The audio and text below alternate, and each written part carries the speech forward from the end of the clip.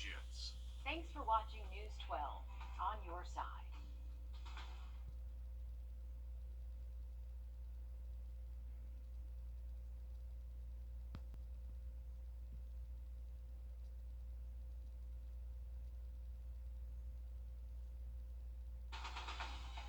From the station that's on your side, News 12, first at 5, continues.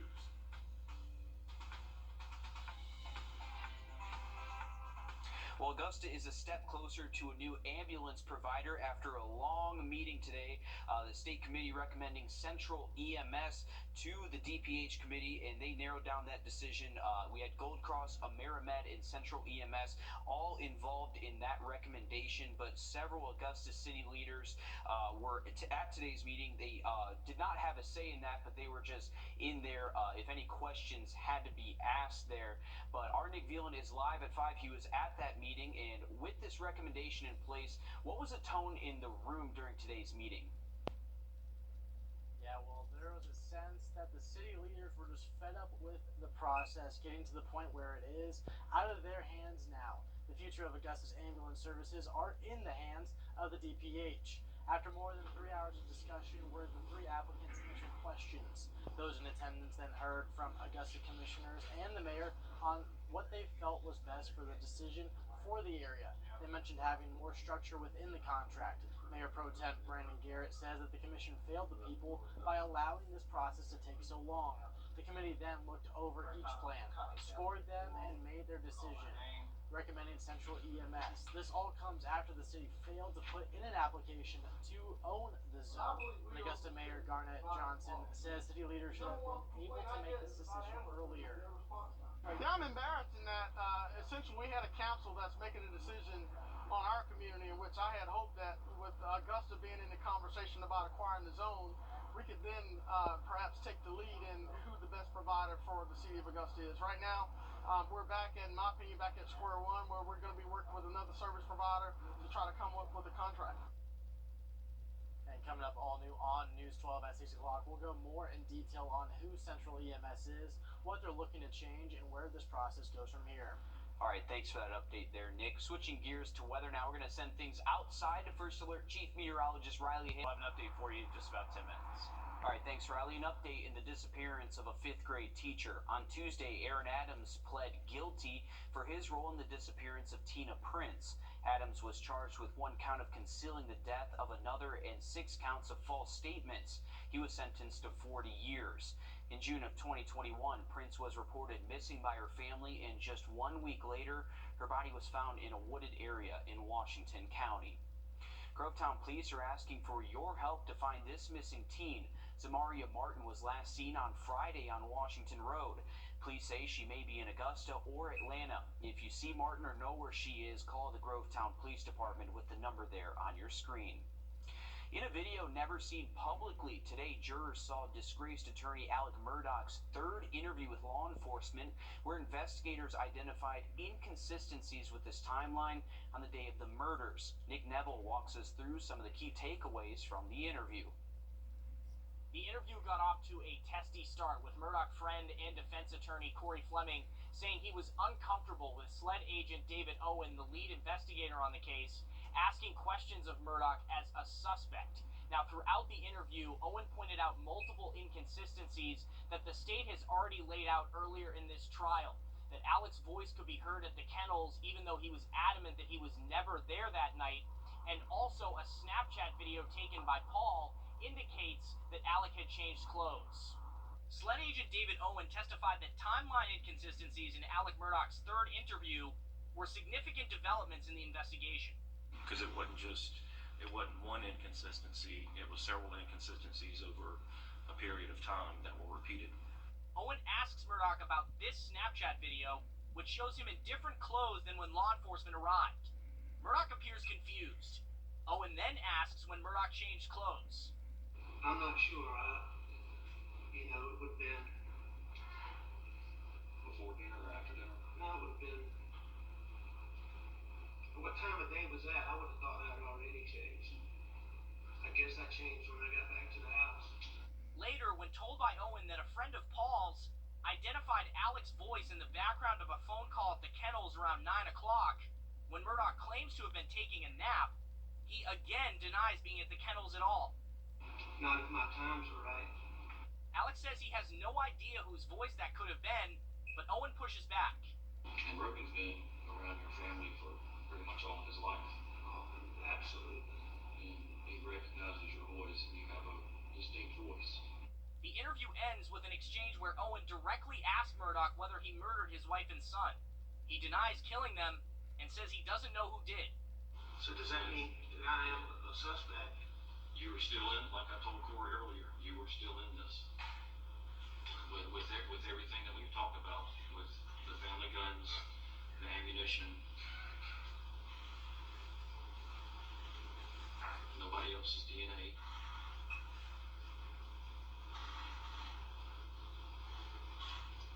I have to put my beliefs aside and go with the facts. On cross-examination, defense attorney Jim Griffin says that law enforcement zeroed in on Murdaugh as a suspect from the get-go and missed opportunities to exclude him. He mentioned how law enforcement did not search the home of Alec's mother in Almeda until several months later. He also mentioned that the clothes Alec was wearing in that Snapchat video, along with the murder weapons, were never recovered. In Walterboro, I'm Nick Neville. Earlier today, Judge Clifton Newman ruled in favor of the defense and said evidence of the September 2021 roadside shooting where Murdaugh was shot in an alleged insurance fraud scheme is not admissible. He called it a bridge too far and said it didn't meet the logical relevancy test. Well, Georgia lawmakers are in the process of looking at the proposed Parent and Children Protection Act. The bill would also restrict schools from teaching children up to 16 years old about gender identities other than their biological sex without the permission of the child's parent or guardian. Well, coming up on News 12 at 6 o'clock, the Olmsted Stadium still sits empty, and the Augusta Economic Development Authority says there are no plans for the property just yet. And a few people who live near the area say the rundown stadium has brought down their property value, so stick around for that later tonight. Well, both the roundabouts on the Appling-Harlem exit are now open, but there are still a few projects that need to be done in that area. On Sunday and Monday, there will be overnight lane closures from 9 p.m. to 5 a.m. to pave over the roads one last time. And the very last thing that needs to be done is putting up the lights. That's happening in March. And the Augusta Green Jackets are partnering up with Tax Slayer to offer local high school students the opportunity to play at SRP Park this season. This year's showcase will feature talent from high school baseball programs from all over the CSRA. Well, coming up, a new bill introduced into the Georgia Senate would add additional requirements for search warrants. That's coming up after the break. Riley? Well, we do have beautiful weather continuing into our Thursday. High temps close to 80 tomorrow. Have a look at some rain moving in Friday just after a quick break.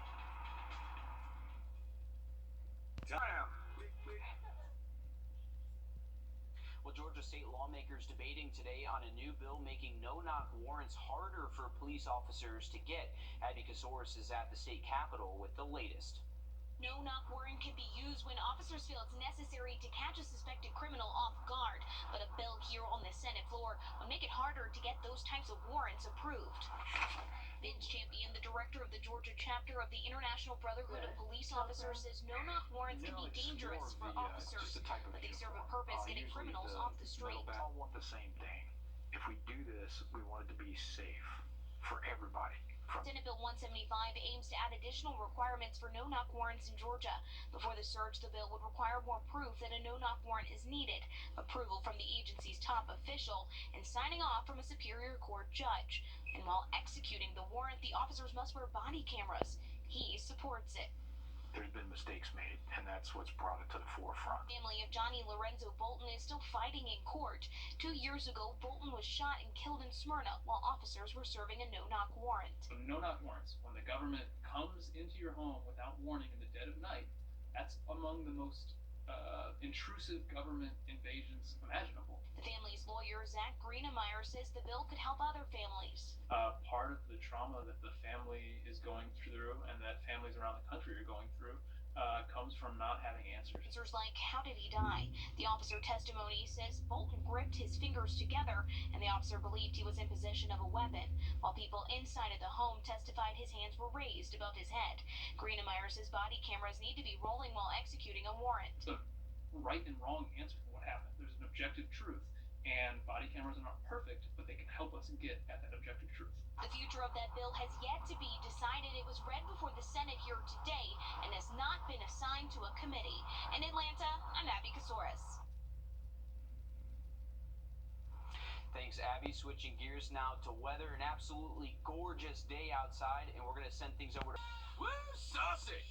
Zaxby's!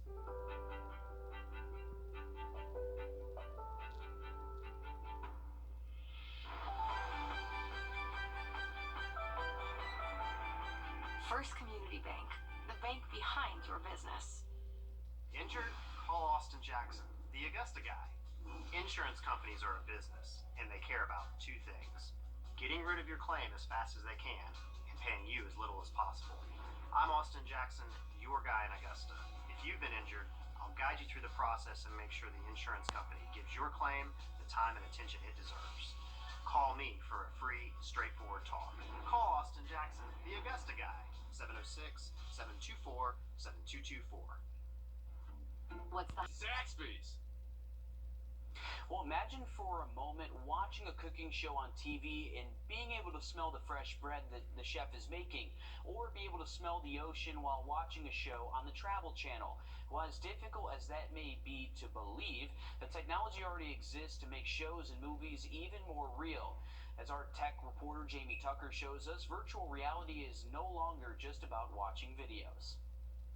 Imagine going to a movie and experiencing it with almost all of your senses. That's the idea behind Positron's Voyager motion chairs. Complete 360 rotation as well as pitch, tilt back and forth, spatial track, 3D audio, and now we've just started integrating Sims. Now playing in virtual reality theaters in 5 cities. Part of a growing number of technologies to make virtual reality cool enough for non-gamers. There are virtual reality shoes. These contraptions that make it feel like you're flying. Seats that put you behind the wheel of a race car. There are virtual reality bodysuits that give haptic feedback. And for gamers playing at home, this is the Beat Haptic Vest. It has sensors here on my arms, as you can see. The vests vibrate and pulse to make it feel like you're being hit or when you're shooting a gun. To smell things in virtual reality on home VR headsets, there's OVR. At a campsite, I smelled not only this fire, but the marshmallow I was roasting. At arm's length, you might not smell it at all. But as you bring it to your nose, the smell starts to trigger here and then gets more and more intense as you bring it close to your nose. It felt or smelled incredibly real. While taste may be difficult, tech companies are successfully triggering the other 6 senses. By bringing in scent and adding that immersion, that depth, and that emotion to it, instead of being a spectator in a digital world, you become the main character. So while non-gamers care about this, imagine relaxing at the beach without leaving home and smelling the salt air, or taking a trip to Italy and walk the street and smell the fresh pizza. The technology is here. It will be widely available sooner than you think. That's What the Tech. I'm Jamie Tucker. And hundreds of other tech companies are working on enhancing virtual reality experiences in movie theaters and theme parks. Well, if you watch TikTok, you might have to start paying to see videos by your favorite creators. The social media platform may allow creators to charge fans $1 or more to view their videos. TikTok is also planning to rework its creator fund to pay users with more than 100,000 followers. Well, she rose to fame with the hit song Poker Face, and now she's putting on her best Joker face. Lady Gaga shared a picture of herself in the new Joker sequel. It's set to hit theaters in October of 2024. You may notice that's Joaquin Phoenix in the photo with her. He's reprising his role as the Joker, which won him an Oscar. Insiders are saying that Lady Gaga is playing Harley Quinn. Pharrell Williams makes waves for some of his fashion choices on the red carpet, and now he'll use those talents alongside one of the biggest names in fashion. He has signed on to work with Louis Vuitton. Williams will work as the men's creative director. His first collection will hit the catwalk in June during Men's Fashion Week in Paris. Riley? Well, Well, it's a beautiful end to our Wednesday, and we got one more spring-like day, but we are tracking that rainfall Friday. Now look at the forecast for you just after a quick break. Let's